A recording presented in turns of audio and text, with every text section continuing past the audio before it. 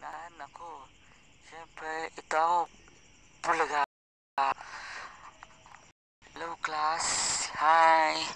Good morning. Good morning, good morning. So ngayon, pag-uusapan natin ay patungkol sa pagpupunyagi ng kababaihan sa Asia.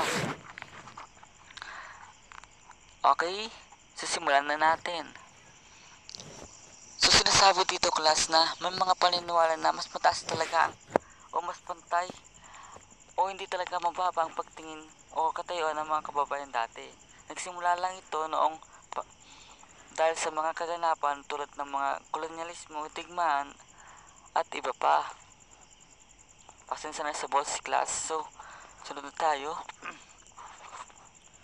So, sinasabi dito na pinapakita dito ang mga petsa na kung saan na pinayagang bumoto ang mga kababaihan. 1937 sa Pilipinas, 1945 sa Indonesia, 1947 sa Japan, 1950 sa India, at 2015 naman sa Saudi Arabia. Kung mapapansin natin ni class, 2015 napakalayo pa yun. So, punta tayo sa kabila, sa karapatang politikal. Sa kabila ng pagbaba ng katayuan ng mga kababayan sa lipunang Asyano, dulot ng kolonyalismo at iba pang salik, pinatunayan nila ang kanilang kakayahan at pakikibaka para sa karapatang mamuhay ng malaya at kapantay ng kalalakihan sa ating lipunan.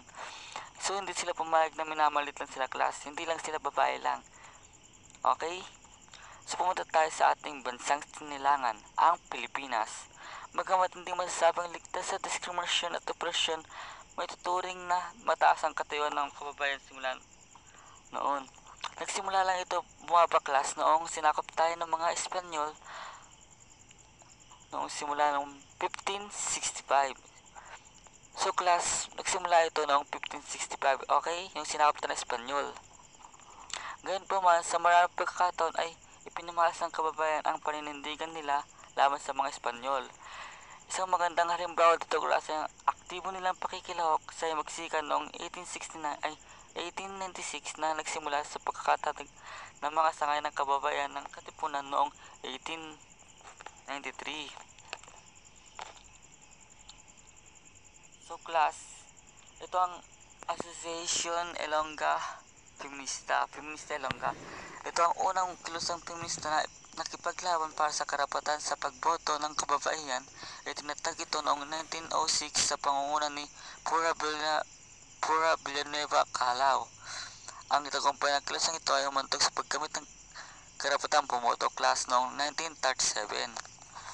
Sumunod naman ni class ang Association Feminista Ilongga.